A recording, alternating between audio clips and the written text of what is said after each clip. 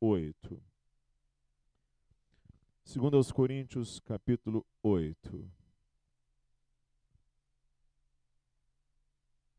Os versos de 1 a 15. Eu não vou ler então todo o texto agora, de tal maneira que, se você puder conservar a Bíblia aberta durante a exposição desta manhã, você fará bem se assim o fizer. 2 Coríntios capítulo 8, eu lerei dos versos de 1 a 15, mas eu gostaria antes de trazer umas palavras.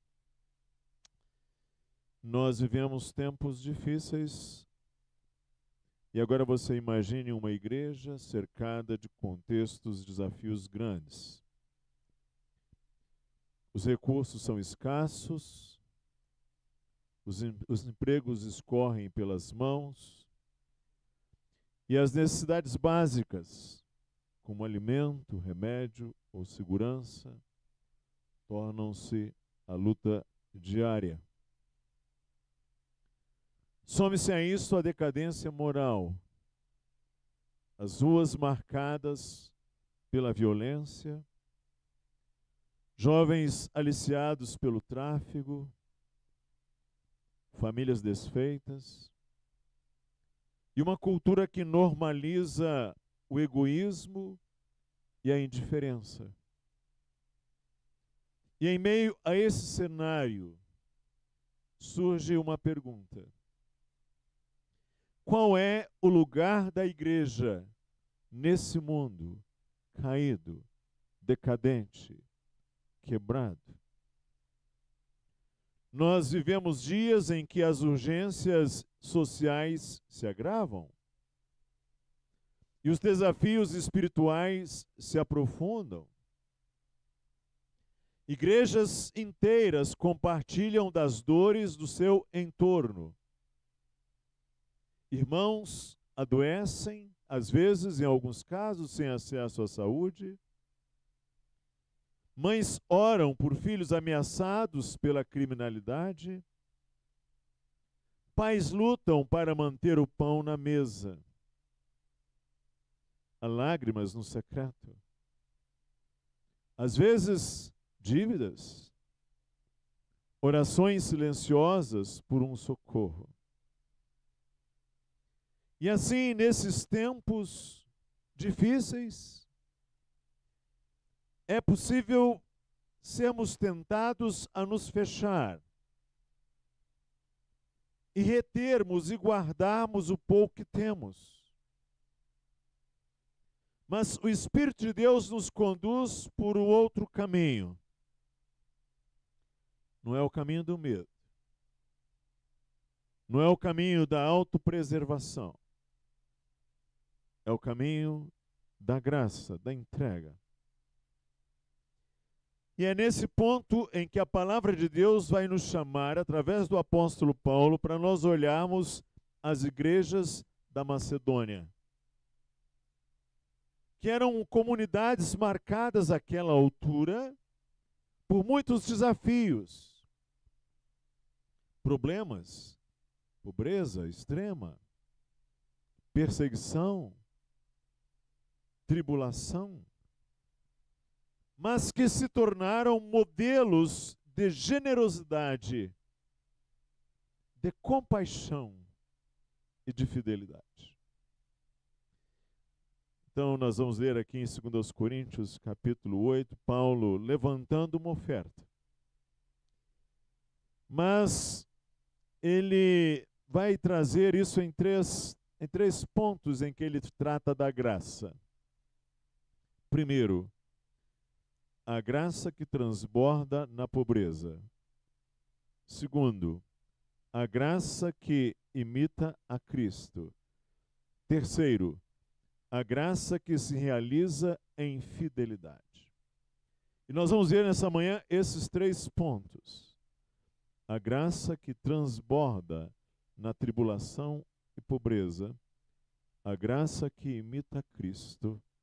A graça que se realiza em fidelidade. E ao final nós vamos tentar responder a uma pergunta muito crucial. Como é que a graça de Deus nos move? a cuidar uns dos outros, mesmo em tempos de necessidade. Então, vejamos, primeiro, a graça que transborda na pobreza, o testemunho da Macedônia, os versos de 1 a 5.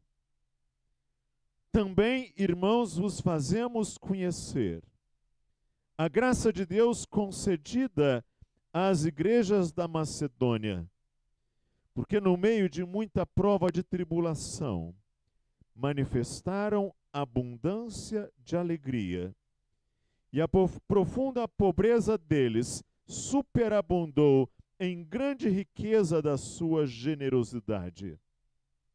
Porque eles, testemunho eu, na medida de suas posses e mesmo acima delas, se mostraram voluntários, pedindo-nos com muitos rogos a graça de participarem da assistência aos santos. E não somente fizeram como nós esperávamos, mas também deram-se a si mesmos, primeiro ao Senhor, depois a nós, pela vontade de Deus. Vejam, Paulo abre este capítulo, que peço que você, se puder, mantenha aberto, apresentando, verso 1, a graça de Deus concedida às igrejas da Macedônia. Essa foi a primeira região da Europa em que Paulo foi evangelizar, que resultou de um chamado de Deus específico, quando Paulo estava num lugar chamado Troas ou Troade, e à noite lhe apareceu em sonho um varão macedônio com um chamado dizendo: passa a Macedônia e ajuda-nos. Paulo chegou àquela região, plantou ali a primeira igreja macedônia, que foi Filipos, outras igrejas do entorno.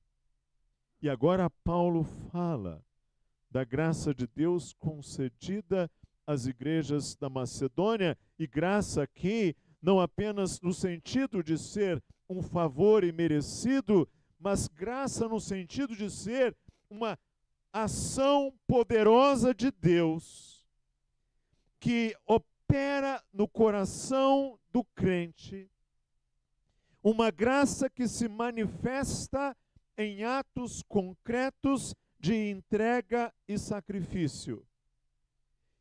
E o apóstolo dirá qual é a graça no verso 2, porque aquelas igrejas macedônias, em profunda pobreza, diz o verso 2, em muita prova de tribulação, palavras estas que indicam um contexto de grande aflição social, possivelmente ligada à perseguição dos crentes ou a crises econômicas locais. O apóstolo Paulo dirá que nessas condições adversas, mesmo assim, a graça de Deus neles, a graça de Deus ali nas igrejas da Macedônia, transbordaram em riqueza de generosidade. A ideia aqui, o verbo é usado para algo que não cabe em si. Nós conhecemos esse verbo, transbordar, ou seja, entornar, derramar-se. Mesmo assim, a graça de Deus naquelas igrejas fez com que eles transbordassem, embora a profunda pobreza, em abundante riqueza de generosidade. O que nos lembra que a igreja então não deve esperar abundância material para exercer generosidade.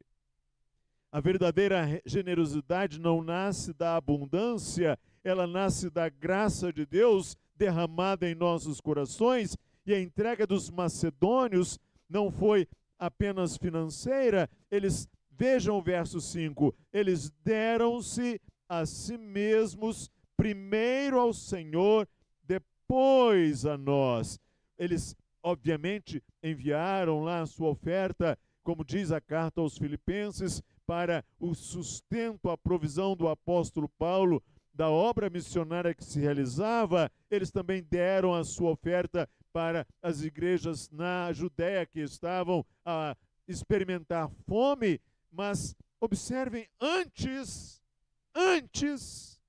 eles deram-se a si mesmos primeiro ao Senhor, depois a nós. Esse movimento espiritual precede qualquer obra exterior. A graça primeiro forma o coração, depois ela transborda em ações. Igrejas pobres e perseguidas podem ser modelo de fé e entrega. Igrejas perseguidas, como em muitos lugares hoje na Nigéria. Igrejas pobres, como em muitos lugares em Moçambique, como os irmãos aqui, Kevin conhece muito bem, pastor Denis também. Igrejas em contextos muito hostis podem abundar em serem modelos de fé e de entrega ao Senhor. Então, em primeiro lugar, a graça que transborda na pobreza, o testemunho da Macedônia. Nós temos agora em segundo lugar os versos de 6 a 9.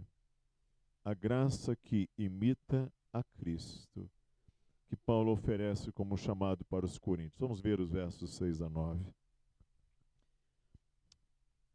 O que nos levou a recomendar a Tito que, como começou, assim também complete esta graça entre vós. Como, porém, em tudo manifestais superabundância, tanto na fé e na palavra como no saber, e em todo cuidado e em nosso amor para convosco, assim também abundeis nesta graça. Não vos falo na forma de mandamento, para vos provar pela diligência dos outros a sinceridade do vosso amor.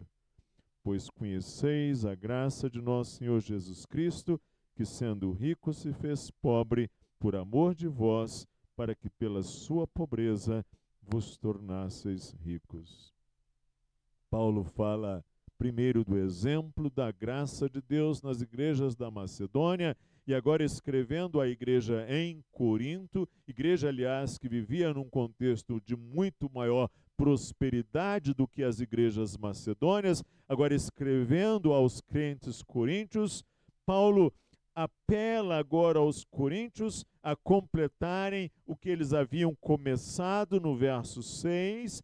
Ele os elogia por dons espirituais no verso 7, porque a igreja em Corinto era uma igreja rica em dons, em muitos dons, a ponto de dizer que não lhes faltava dom algum, mas mostra que eles também devem abundar naquela graça que tinham os macedônios, para que também a mesma graça que os macedônios tinham, os coríntios, crentes em Corinto, também tivessem.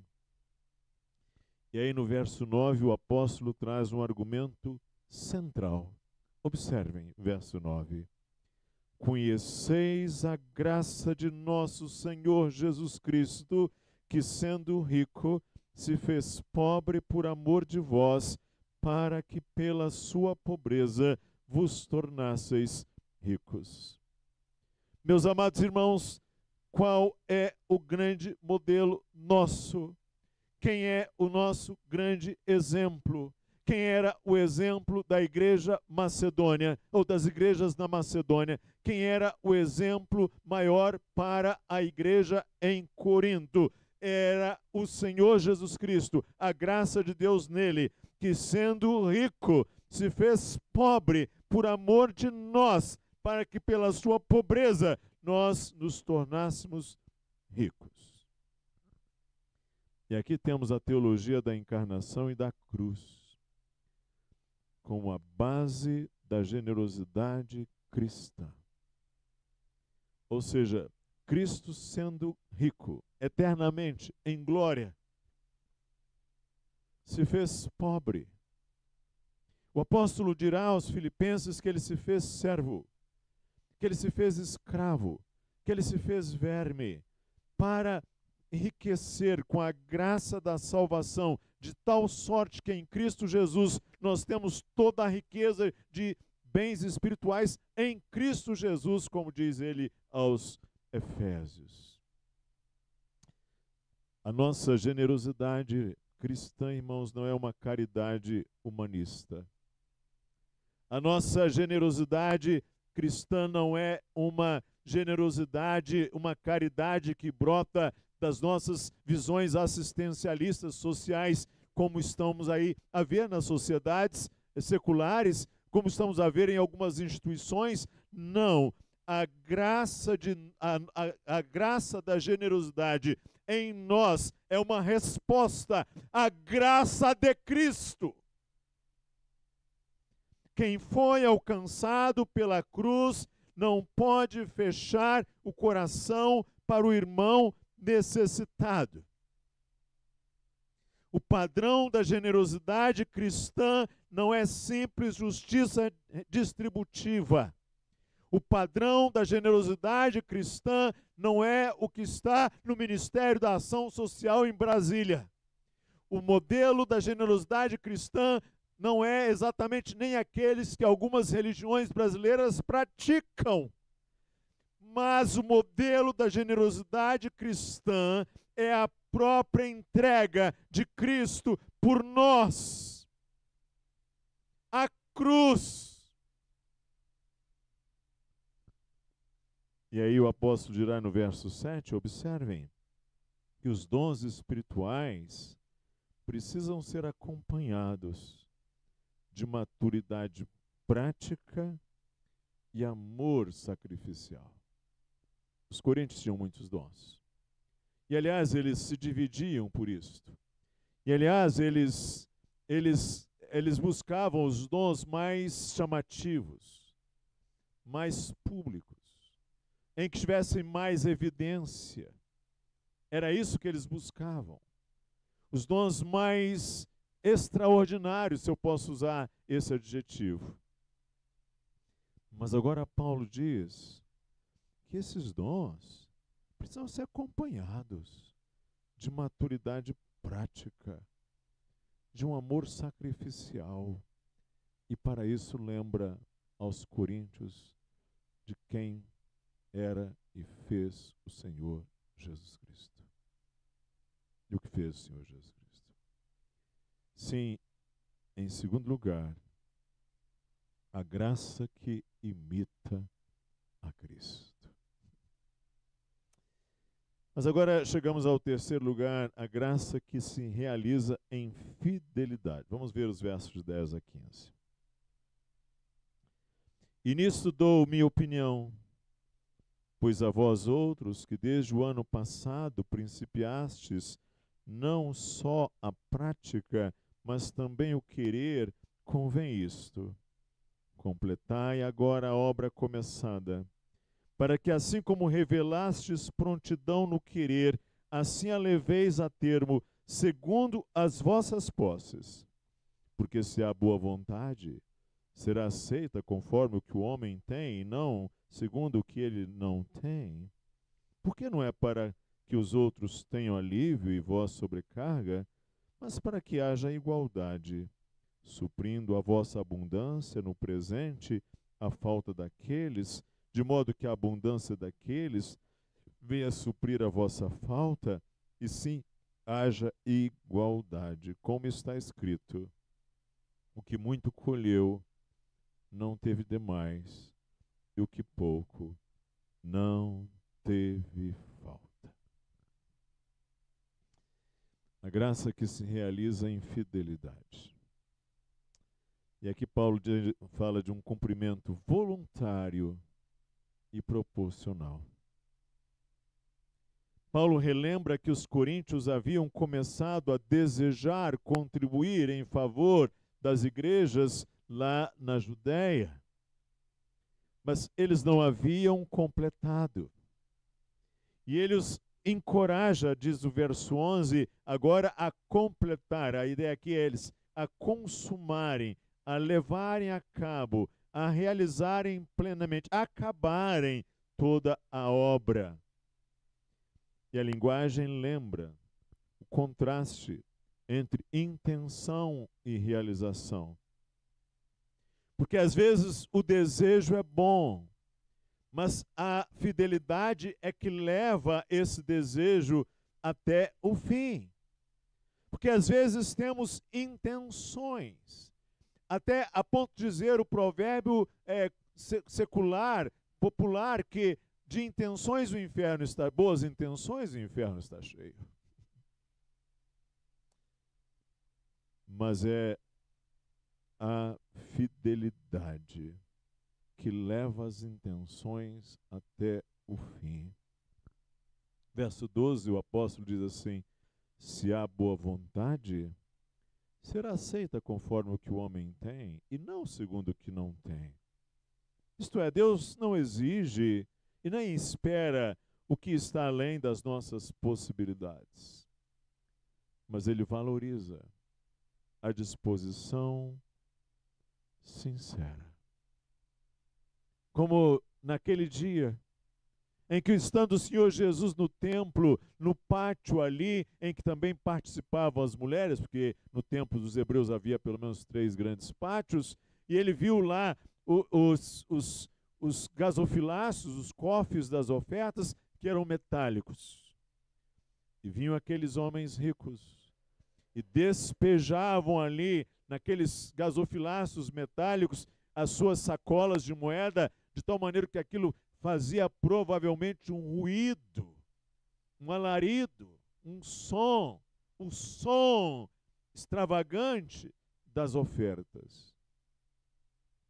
Mas veio o Senhor Jesus e viu que havia uma viúva, e ela lançou ali os leptos, a menor moeda, fez apenas um leve tilintar no fundo daquele gasofilácio.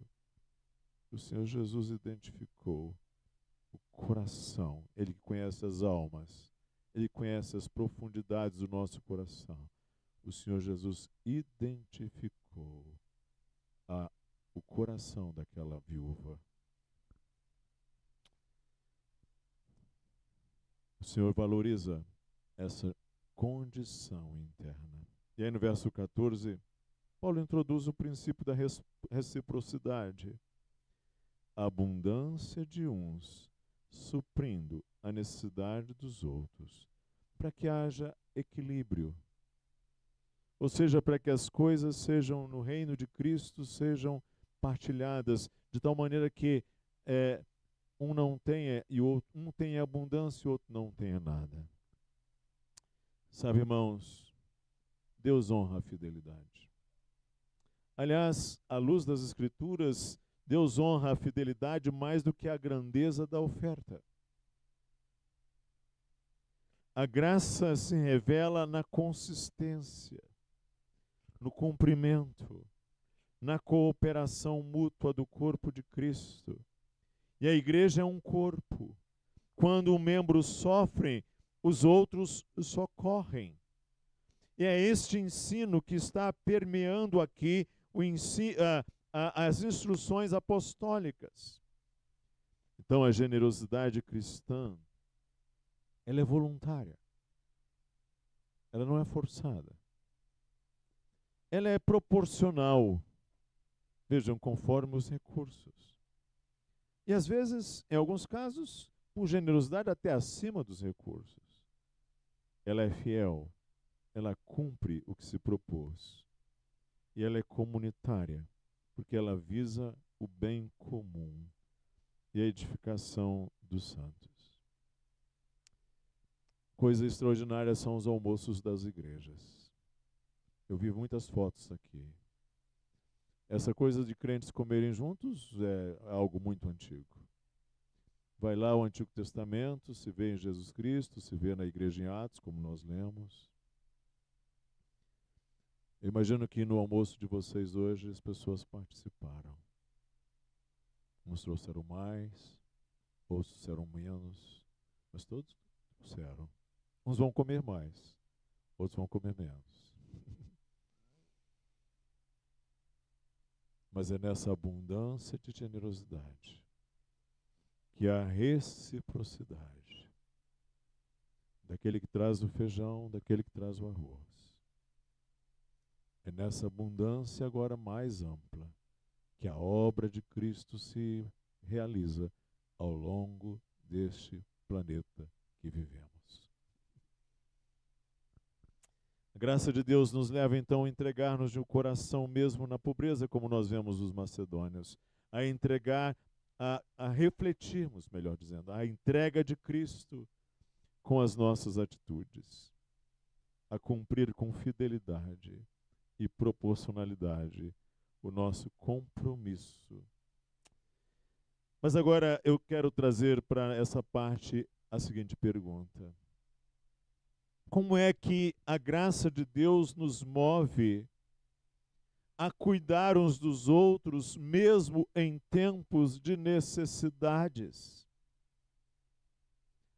Em primeiro lugar, a graça nos ensina que a pobreza não anula o privilégio de participar. Vejam o verso 2. Mesmo em profunda pobreza, transbordaram em riqueza da sua generosidade. A graça de Deus não espera condições ideais para ser vivida. Será que nós vamos esperar condições ideais? Numa das nossas reuniões pastorais, a reunião do nosso presbitério durante a semana, alguém falou assim: mas pastor Gilson, falta-nos condições ideais para isto. E eu respondi num tom de brincadeira: olha, se eu fosse esperar condições ideais, eu nem tinha nascido.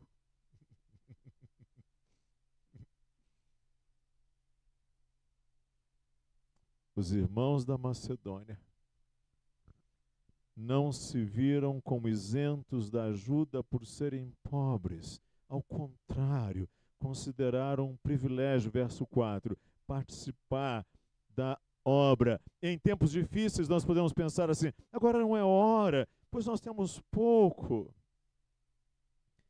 Mas a graça nos ensina que quem foi alcançado por Cristo já tem o essencial para repartir. Nós temos 2 filhas, eu as amo muito, cada qual com seus desafios, conhecidas de boa parte dos irmãos dessa igreja.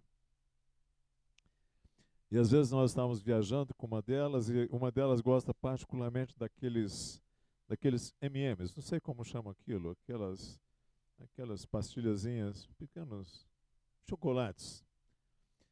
Pequenos chocolates, ela gosta daquilo, desde criança ela gostava daquilo, não é muito saudável. Mas ela gostava, e às vezes ela estava ali comendo, e eu pedi a ela: me dê um pouquinho. E ela ia lá e pegava umzinho, e pão. Umzinho.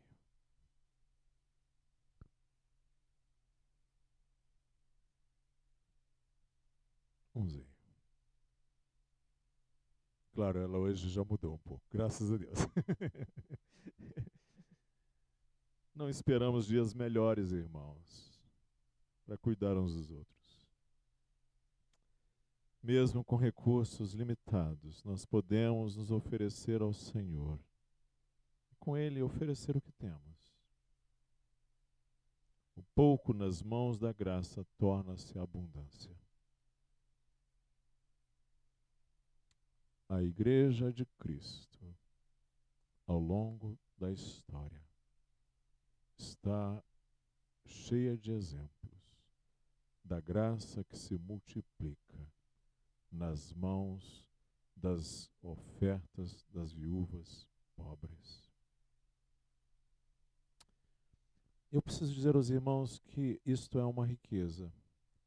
Talvez eu pudesse aproveitar esses minutos, quem sabe citando um exemplo da minha família. Meu avô foi um homem crente, meu avô paterno foi um homem crente. Fiel.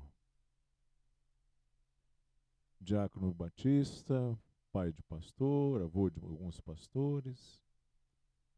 O pai dele já havia fundado a igreja também. E ele era um homem de vida de condições modestas, mas tinha uma coisa: o Senhor abençoava os recursos dele. Ele criou 12 filhos e ainda ajudou a outros. Uma ocasião, a minha avó amamentou um filho dela, natural, e um filho de uma outra pessoa, ao mesmo tempo. E é impressionante o que sempre chama a atenção meu pai e os seus irmãos, é como Deus fazia multiplicar os recursos do meu avô. E às vezes filhos com mais prosperidade vinham lhe pedir dinheiro emprestado. Porque o que você precisa é da bênção de Deus naquilo que você tem. E de sabedoria para usar bem isto. Porque o pouco nas mãos de Deus torna-se abundância. E a graça nos move, em segundo lugar, da intenção à entrega concreta. Deram-se a si mesmos, primeiro ao Senhor, depois a nós, verso 5. E agora, assim a leveis a termo. A assistência começa com o coração, mas precisa chegar às mãos.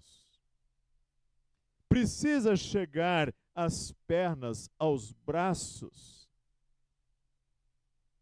Os coríntios haviam começado com intenção, mas parado diante das dificuldades, diz o verso 10. A graça, porém, ela nos educa a completar com fidelidade o que o amor começou. Começamos o cuidado uns pelos outros com a compaixão. Mas, irmãos, é preciso ir além do sentimento. É preciso que isso ganhe concretude. A graça nos leva a agir, a graça nos leva a visitar, a graça nos leva a prover, a graça nos leva a acolher, a graça nos leva a carregar pesos alheios, cargas uns dos outros. É preciso ir além dos sentimentos. É preciso ir além das intenções. Em terceiro lugar, a graça nos conforma à imagem de Cristo. Esse é o grande bem. Dias atrás eu escrevi algo assim: que o grande bem que está lá em Romanos capítulo 8, todas as coisas cooperam para o bem. É o que está no versículo 9. É o que está no versículo seguinte, perdão. 33. É nos tornarmos a imagem de Cristo Jesus. Que sendo rico se fez pobre. Ele é o doador supremo. Para que pela sua pobreza vos tornasseis ricos. Eu fico pensando, o Senhor Jesus nasceu no lar de José e de Maria, em Nazaré. Foi carpinteiro em Nazaré. Homem simples, que a certa ocasião disse: as aves dos céus têm seus ninhos, as raposas têm seus covis, mas o filho do homem não tem onde reclinar a cabeça. Ele se fez pobre para que pela pobreza dele nós nos tornássemos ricos. Cristo é o grande paradigma da assistência entre irmãos. Ele não apenas ensinou amor, ele se entregou. Toda verdadeira assistência, então, irmãos, toda verdadeira ajuda, toda verdadeira ato compassivo é uma miniatura da cruz. O crente generoso é alguém que imita Cristo, não por obrigação, mas por transformação, porque o amor de Cristo nos constrange. Até onde devo ir em meu cuidado pelos outros? Até onde eu devo ir? A resposta não está nos limites do nosso conforto, mas na entrega de Cristo. Ele se fez pobre por nós, e o que seria para nós repartir o pão? E a graça nos conduz, em quarto lugar, à cooperação justa e comunitária. Verso 14. Para que haja equilíbrio, para que haja igualdade. E ele vai dizer: a abundância de uns supre a necessidade de outros. Aqui, assistência não é filantropia, é expressão da vida em aliança. É expressão da vida no corpo. Porque no corpo de Cristo as cargas são compartilhadas, os recursos são equilibrados, os dons são oferecidos em benefício mútuo. Lembrando de Barnabé, que viu as necessidades, José da Consolação, José da Paracleses, vendeu um terreno e o colocou preço aos pés dos apóstolos. Porque a graça cria um povo que se importa. A graça de Cristo em nós cria um povo que reparte. A graça de Cristo em nós cria um povo que sustenta. Então, cuidar uns dos outros não é um favor. Cuidar uns dos outros é uma expressão da nossa unidade em Cristo. Hoje eu socorro, amanhã posso ser socorrido. A igreja saudável é aquela onde ninguém caminha só. Em quinto lugar, a graça transforma a necessidade em oportunidade de testemunho. Vejam o que diz o verso 8. Isto não é mandamento, mas para vos provar, pela diligência de outros, a sinceridade do vosso amor. Paulo apresenta o cuidado pelos santos como uma prova viva de amor. A generosidade em tempos difíceis se torna testemunho visível da graça. O nosso cuidado mútuo nosso cuidado mútuo diz a esse mundo: Deus está entre eles. Num tempo, irmãos, em que o egoísmo se justifica pelas crises, e o que não falta ao Brasil são crises. Eu estou aí já chegando com os meus cabelos quase todo brancos, aqueles que restaram. E a história da minha vida é ver o Brasil em crises. E em tempos de egoísmo, em tempos de crise, às vezes o egoísmo é justificado. Mas a igreja não responde assim. A igreja responde com fé. Enquanto muitos acumulam, nós distribuímos. Enquanto o mundo protege os seus, a graça nos move a servir os irmãos e até os estranhos, como Jesus nos ensinou na parábola do samaritano, em nome de Cristo. A graça de Deus não espera condições ideais. Não se contenta com boas intenções. Não teme o sacrifício. Não tolera o egoísmo. E não se cala diante da necessidade. Ela nos move a viver como povo da aliança, unidos por Cristo, para que em tempos de escassez, a nossa comunhão se torne um testemunho vivo da abundância no reino de Cristo. Preciso levar essa palavra a um ponto final. Nas grandes calamidades da história,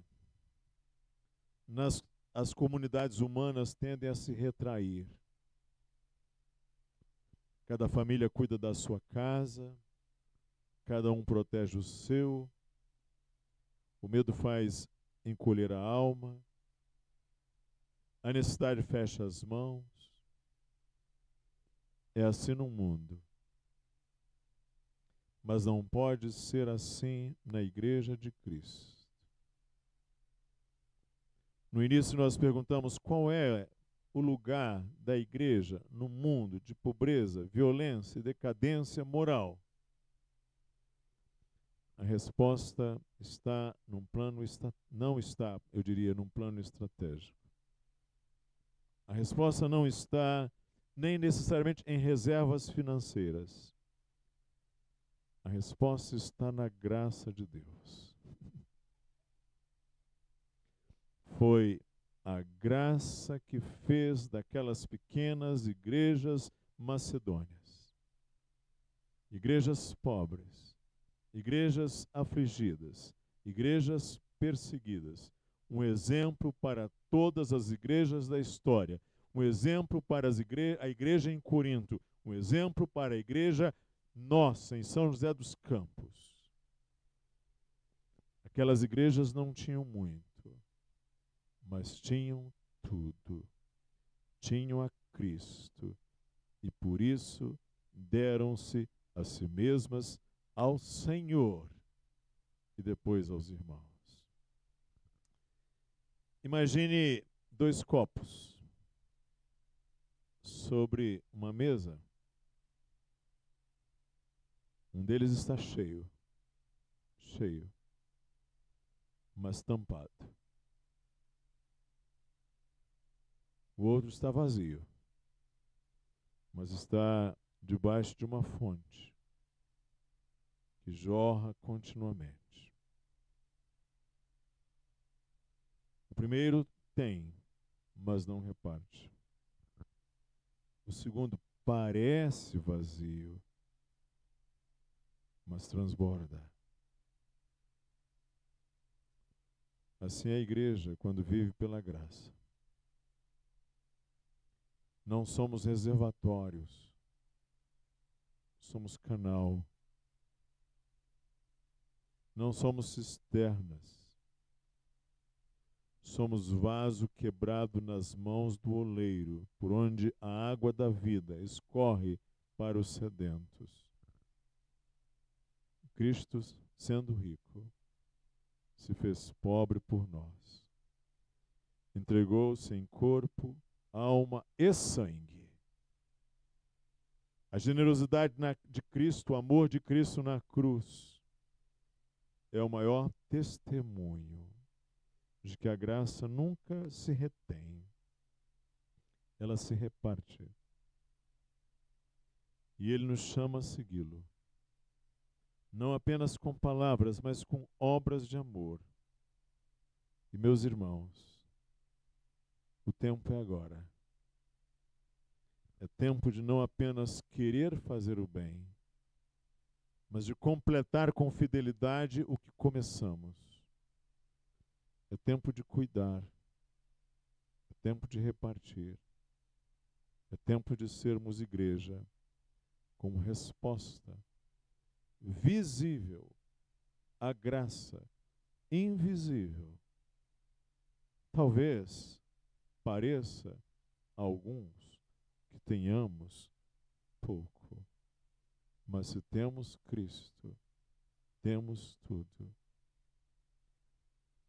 Pode ser um rei com poder nas mãos, pode ser alguém que tem milhões, mas antes prefiro o meu Jesus a servi-lo até o fim.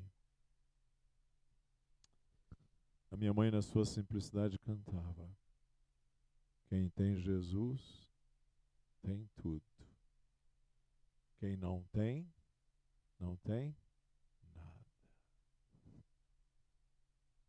tem nada. Que a graça de Deus na Igreja Batista, bairro Dom Pedro, no seu 3º aniversário, se engrandeça, se enriqueça em abundância de graça e amor generoso. Que o Senhor nos abençoe. Vamos orar? Senhor, nós fomos lembrados nesta manhã da verdadeira riqueza. Ensina-nos a vivermos como corpo vivo, sensível às dores uns dos outros. Livra-nos da frieza, do medo, do egoísmo, que nos faz calar quando nós deveríamos servir. Lembra-nos aqui dos irmãos da Macedônia, que mesmo em meio à tribulação transbordaram em generosidade. E para que nós nos entreguemos, primeiro a Ti, mas também aos irmãos. Lembra-nos de Jesus Cristo, Teu Filho, que sendo rico, se fez pobre, para que pela sua pobreza fôssemos enriquecidos. Que essa graça nos mova, hoje e sempre, a transbordar em riqueza de generosidade. Abençoa a igreja do bairro Dom Pedro, seus líderes, seus jovens, os novos crentes, os novos obreiros, os pastores, servos do Senhor, amados, com suas preciosas esposas. Encoraja-os, dê-lhes alegria de servir ao Senhor, como é evidente que tem tido, mas que sejam encorajados, apoiados, e que cada dia o Senhor acrescente à igreja aqueles que serão salvos, chamados deste mundo, do império das trevas para a luz do maravilhoso reino de Cristo. Pedimos que os anos futuros dessa igreja sejam os melhores e mais bem-aventurados, para a glória de Cristo, até que Ele venha, e que venha logo. Oramos em nome dEle.